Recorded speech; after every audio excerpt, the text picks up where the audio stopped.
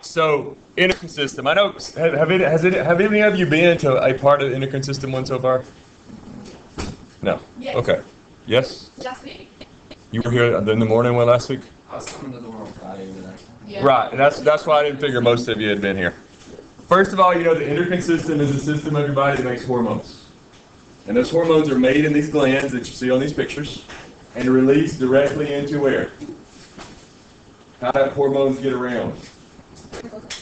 Through the bloodstream. Okay? We're going to contrast the endocrine glands with another kind of gland in your body called exocrine. What do exocrine glands have that endocrine glands do not? Exo usually means what? Outside, and endo usually means inside. What do exocrine glands have to take the things they make to the outside oftentimes? You don't know? Exocrine glands don't secrete the stuff they make into the blood.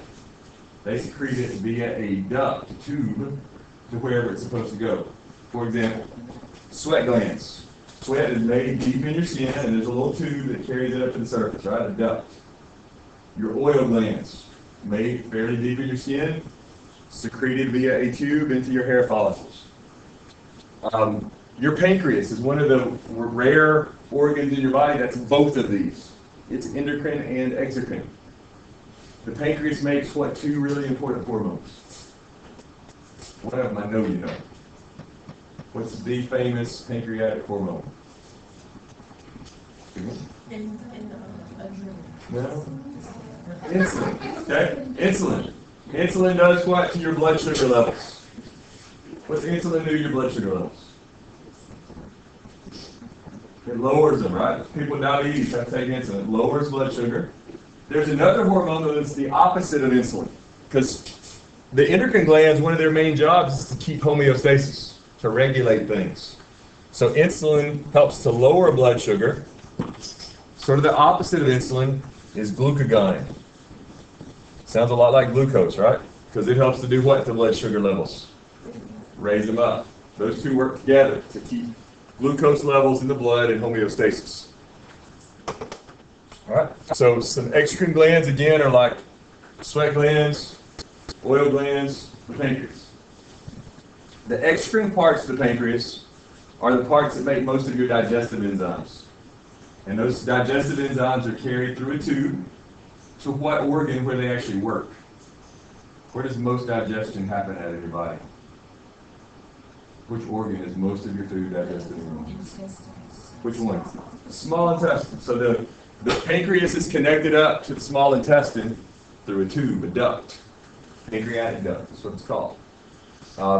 The hormones, though, these two guys, insulin and glucagon, they're secreted from the pancreas straight to where? They're hormones, so they're secreted directly into the bloodstream, and they go out from there. One thing that will be on the next test about the endocrine system will be a diagram where you have to label these glands.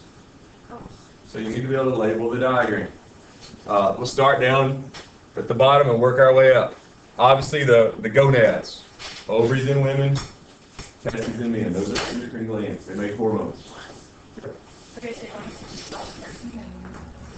Well, I mean, you can get that online.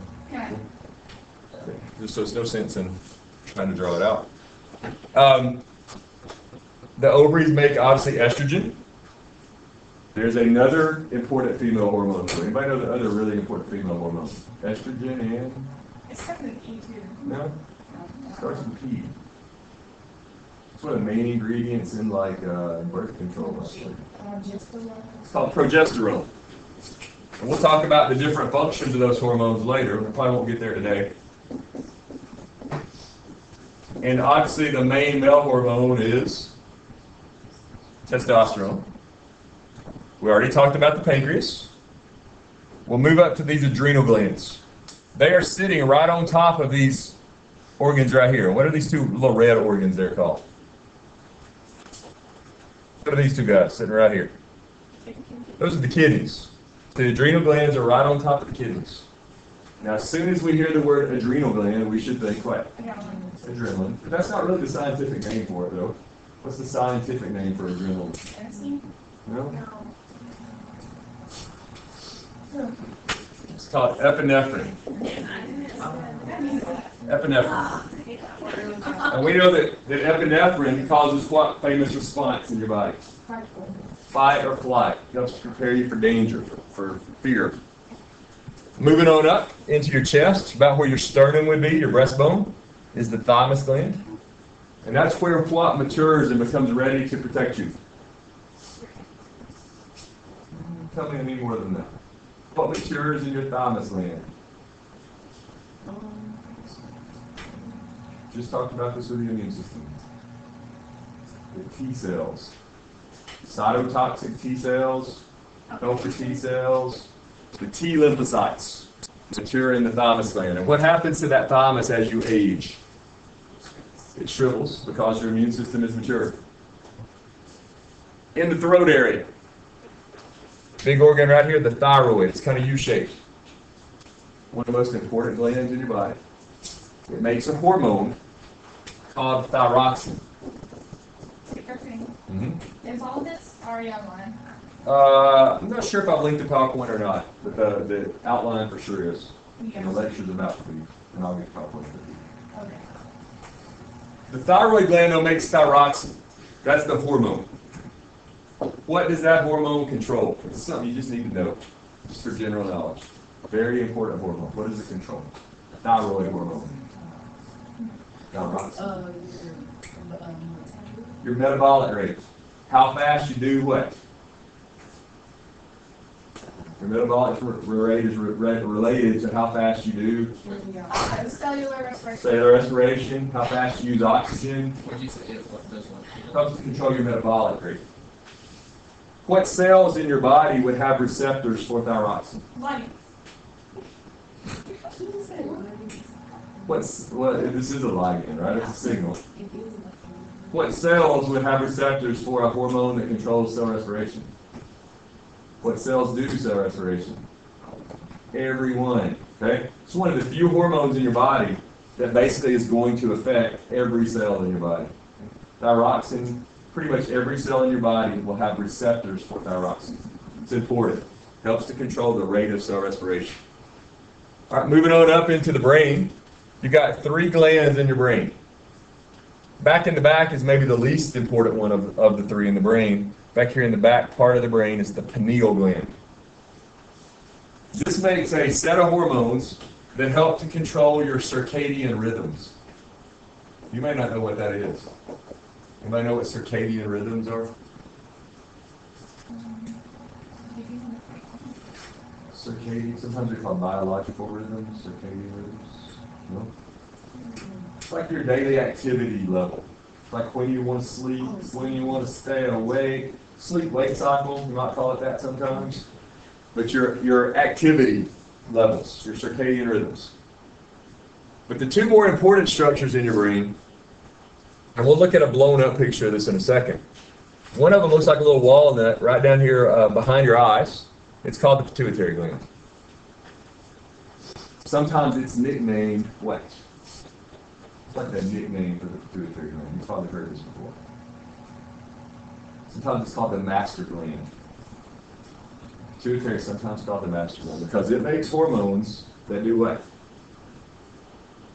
It's the master gland that makes hormones that do what? Help to control the other glands that we see up here in the picture. But it's not really the master, because it turns out that what's really controlling the endocrine system is just behind the pituitary gland, and that's the hypothalamus. It's really the master of the master. I made a really nerdy analogy last time I did this, and I'll make it again. It's like the emperor and Darth Vader. Okay? Hypothalamus being the emperor and pituitary being Darth Vader. You'll remember that now, though. I see you shaking your head. You'll remember it. So this is the real master. Okay? It controls the endocrine system. As soon as you hear that word hypothalamus, you ought to think what? What have we talked about the hypothalamus all year long about?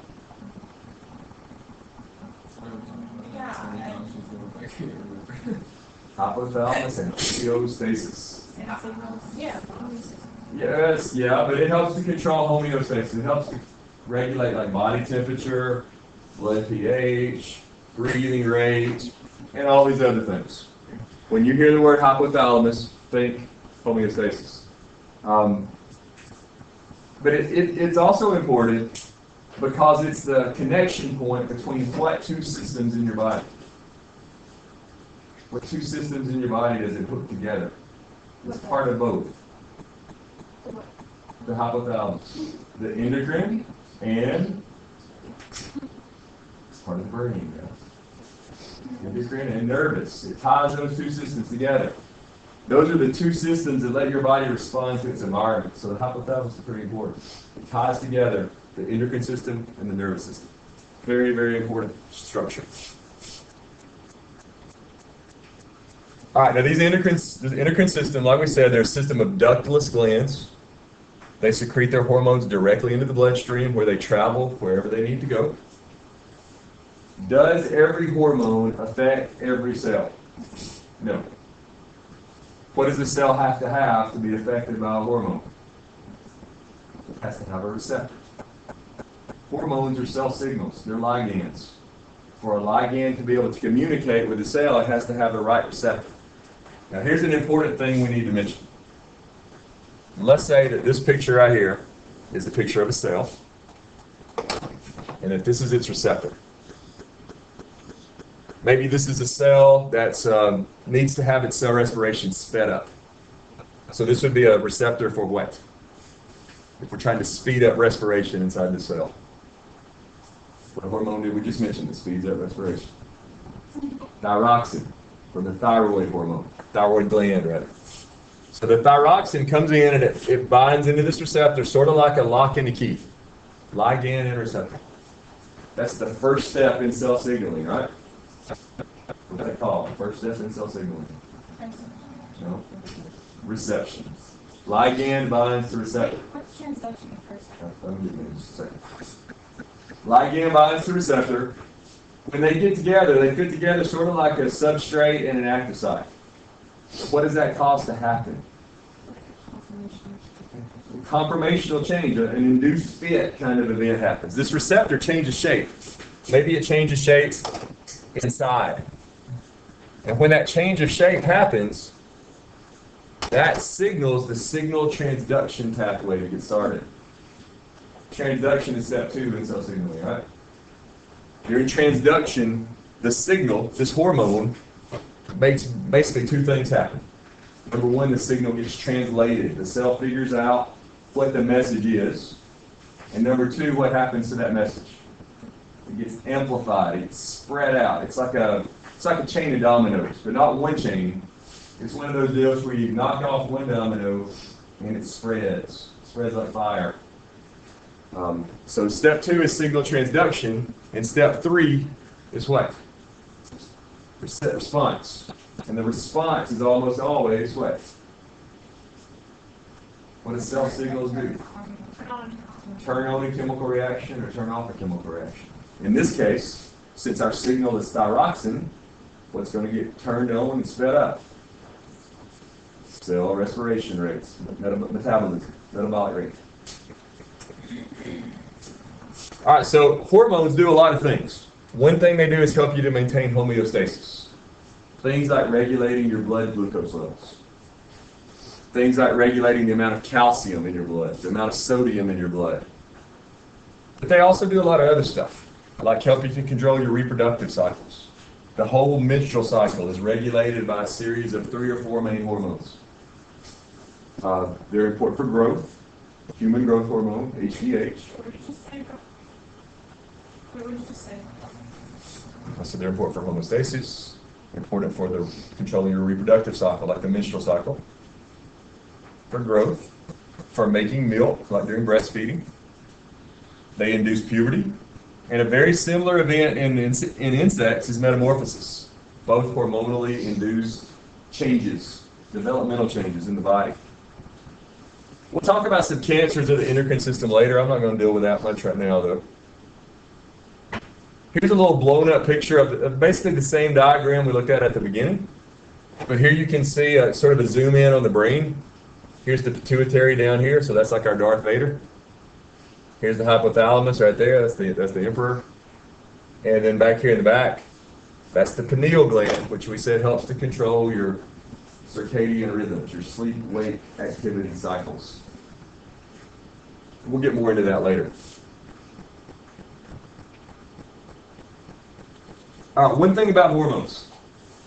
Most hormones are made out of either short chains of amino acids or proteins.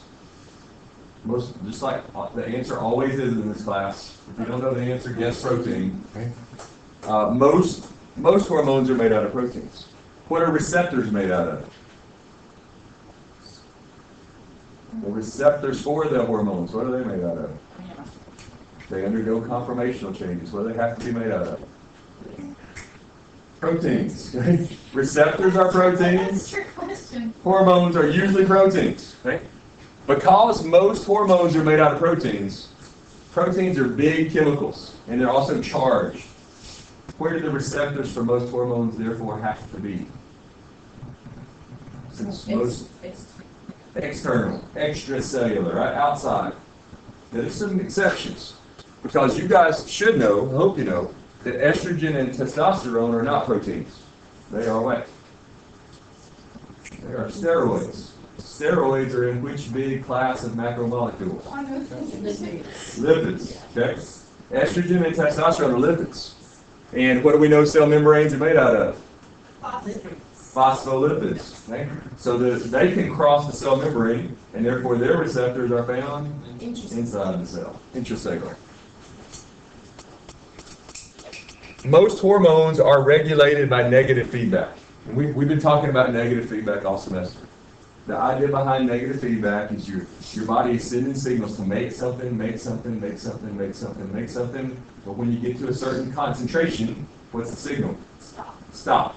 So get to a certain level of concentration, then send the signal to stop making it. That's the way most hormones work, negative feedback. Another word to know is this word target cell. A target cell is a cell that has the right what? Right receptor. It's a cell that's affected by a particular hormone. For example, testosterone. Where would some target cells for testosterone be in the body? Maybe bones. Most famous example. The muscles. That's why athletes take steroids, right? Build up muscle. Also your vocal cords. What does it do to vocal cords? Makes them get thick. What? That's what makes your voice get deeper. So in puberty, most people's voices drop. Other places that have target cells for testosterone, the brain. You ladies will never believe this, but us guys think differently than you do.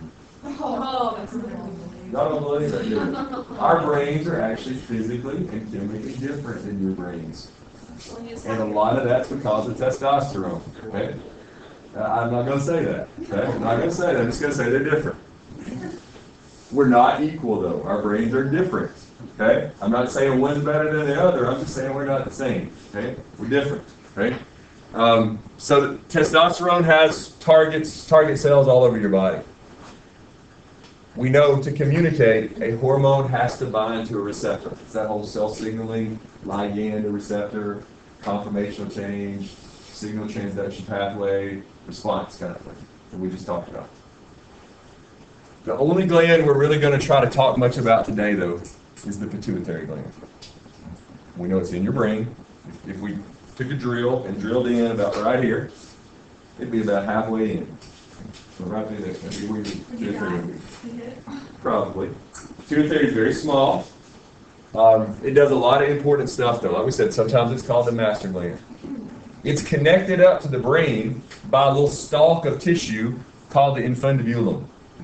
So this is the piece of tissue that connects the pituitary to the hypothalamus. Connects them together. So it's the bridge between the pituitary and the hypothalamus, the infundibulum. Remember, even though we call the pituitary the master gland, really the master is the emperor down here. The hypothalamus controls the pituitary. And also remember that the pituitary is really two glands in one. What's posterior mean? Posterior. Means backside. Okay? And what's the opposite of posterior? Anterior. Anterior. Anterior is front, posterior is back. Those two parts of the pituitary do two different things, make two sets of hormones, two different sets. The posterior, the back part of the pituitary, doesn't really make any hormones of its own. The hypothalamus sends hormones to the posterior pituitary, and then it releases those into the blood when they need to be released. So it's more like it's sort of like the gallbladder. Anybody know what the gallbladder does in your body? Does that like clean? The gallbladder is connected up to one other organ. The gallbladder is connected up to the liver. So we get that right. You can. The liver makes this substance called bile that helps you digest fat. Okay? The gallbladder just holds it, and it releases it into the intestines when you need it. You can live without a gallbladder. It just sort of holds it and releases it. That's sort of what the posterior pituitary does. It holds on to hormones from the hypothalamus and releases those into the blood when they need to be released. Two important ones: anti-diuretic hormone and oxytocin. And our next couple slides talk about those two hormones. What does a diuretic mean? Diuretic. If we might say alcohol is a diuretic. It makes you urinate. A diuretic is a chemical that makes you urinate. So anti-diuretic hormone, guess what? Makes you not urinate. It slows down urination. Why would you need a hormone to slow down urination rates? Because it'll dehydrate you. If you're walking through a desert and you don't have any water, you better not be urinating all the time, right? You will die. If you're throwing up, you got diarrhea, and you're urinating all the time, that would be a problem, right? Okay? That would be a problem, okay? So ADH is made by the hypothalamus, released into the blood by the posterior pituitary, and its targets are the kidneys, because the kidneys make the urine, right? So is it always working? To some extent, but when there are receptors in your body called osmoreceptors. What we're talking about here is called osmoregulation. What does the osmo mean? Like water. Water. Regulating water. Regulating water, like osmosis. So if these receptors sense that your blood is becoming too salty, too concentrated, it says, slow down on that urination. Keep in what? Keep in our water. If it notices that your blood is too dilute, too watery, speed up urination. So that's what ADH is about. ADH is about conserving water. When you start getting dehydrated, your blood is going to release more ADH, cause you to slow down on urination. Alcohol inhibits ADH secretions. That's why people who are drinking are urinating all the time. Because the ADH that normally is released doesn't get released. And they just have to go, go, go, go, go. Wait, is this drinking? And what's this? Any alcohol. Any alcohol. Cap, what now? Does it make it stop to get rid of that? Or does it just not? It's just one of those weird things that happens. I don't think it really helps get rid of it that much. Yeah. I have someone that drinks a lot, and he tends to actually go into stuff with me and hold it in. Oh, wow. But he's been drinking alcohol for like I don't know how long. Does that cause like? I don't know. I really don't know. I don't know much about that. Caffeine is also a diuretic, not nearly as severe. But caffeine will make you urinate. There's lots of chemicals that are diuretics. Let's talk about oxytocin for a minute. Oxytocin is also made by the hypothalamus, released by the posterior pituitary of the blood. It's really important in women because notice what it does. It causes uterine contractions. If a woman's pregnant and the doctor's going to stimulate labor, this is what they give the woman. They give her an injection of this, and that makes her uterus start to contract. It's one of the few hormones in your body regulated by positive feedback. Positive feedback is sort of like a snowball going down a hill kind of thing. As it goes down the hill, it gets bigger and bigger and bigger and bigger. Your brain starts off by releasing just a little bit of oxytocin. the uterus starts to contract slowly and not too hard. The uterus itself starts to make oxytocin at that point. And when it contracts harder, what does that cause the uterus to do? Make even more. And what does that cause the uterus to do? Contract even harder. And what does that cause the uterus to do? Make even more oxytocin. And that causes it to get even harder and faster until eventually it gets so hard and so fast that out shoots the baby, right? The way it works, okay? That's oxytocin. It's also important because it causes women to eject milk. And we're not talking about make the milk.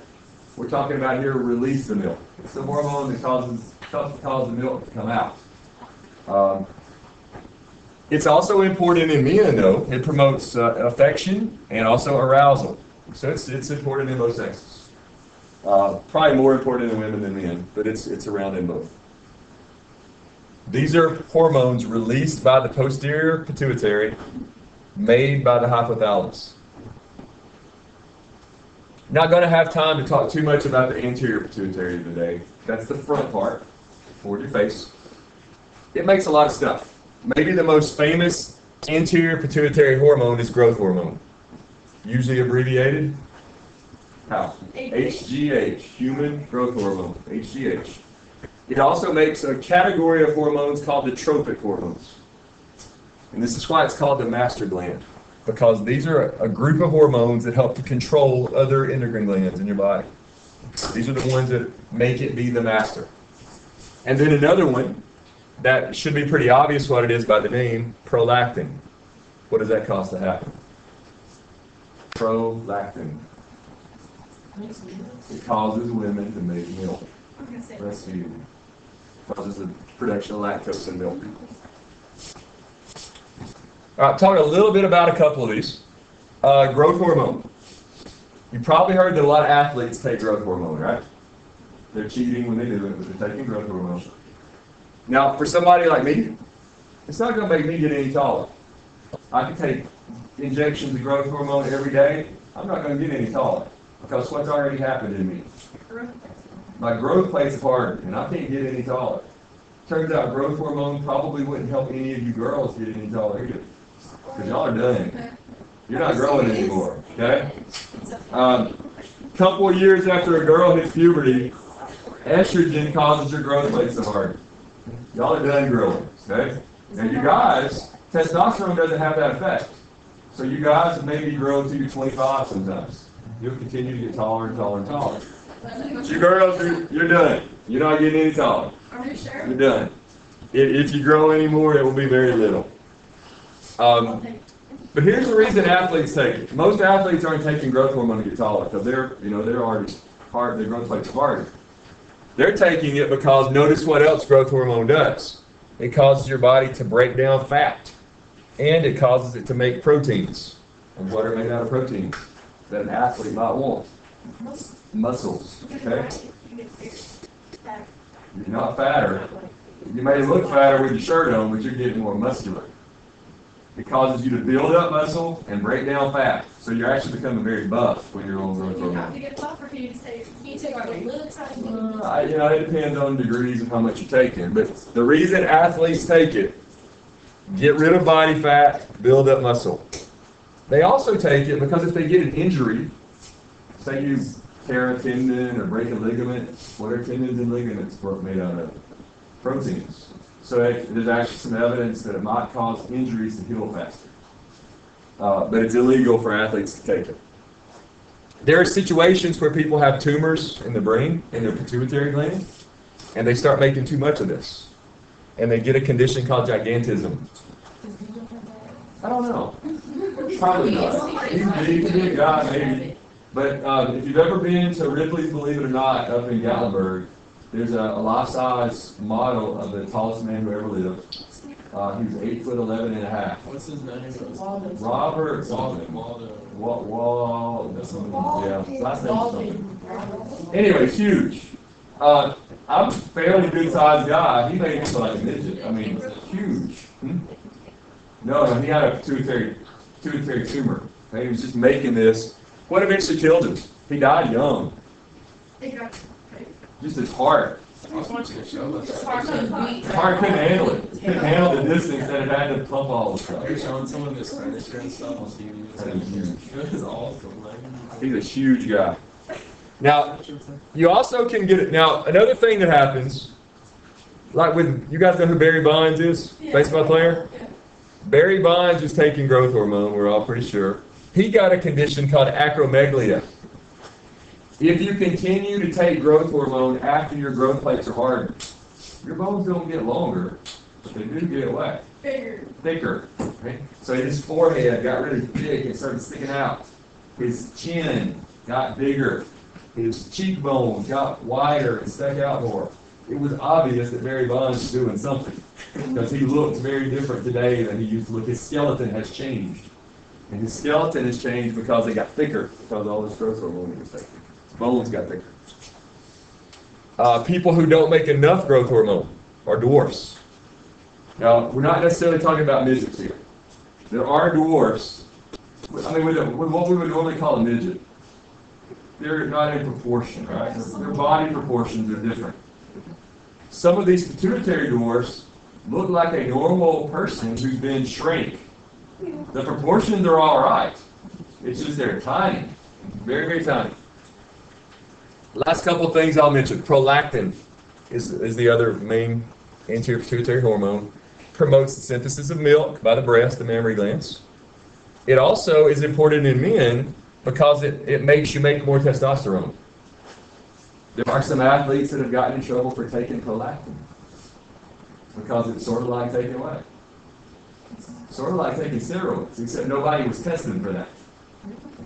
So they artificially made it look like they were just making extra testosterone, when in reality they were taking a drug to make them make more testosterone. Happens. Last couple of things I'll mention. This big group right here these are the tropic hormones. That's why most of them have T's in their names. That's not what the T stands for, but most of them do have T's. Tropic hormones are hormones made by the pituitary which control other glands. We're only going to talk about one of them today, and that's this one right here, FSH, follicle stimulating hormone. What's the follicle? What is a follicle? No, well, it can be a hair follicle. That's not what we're talking about. Follicle we're talking about here is the egg and the cells around it. So this would be in the ovaries. It's the egg and the cells around it. Follicle stimulating hormone means this hormone is making those eggs mature and get ready to be what? What happens to eggs when they are mature? In you ladies. They are ovulated. They pop out. And I want you to think about ovulation for a minute. Ovulation, these eggs are maturing right on the surface of your ovary. And when they get mature, they start to swell up. It's almost like a zit on your ovary. And when you ovulate, what happens to that zit on your ovary? It pops. And the egg shoots out. Okay?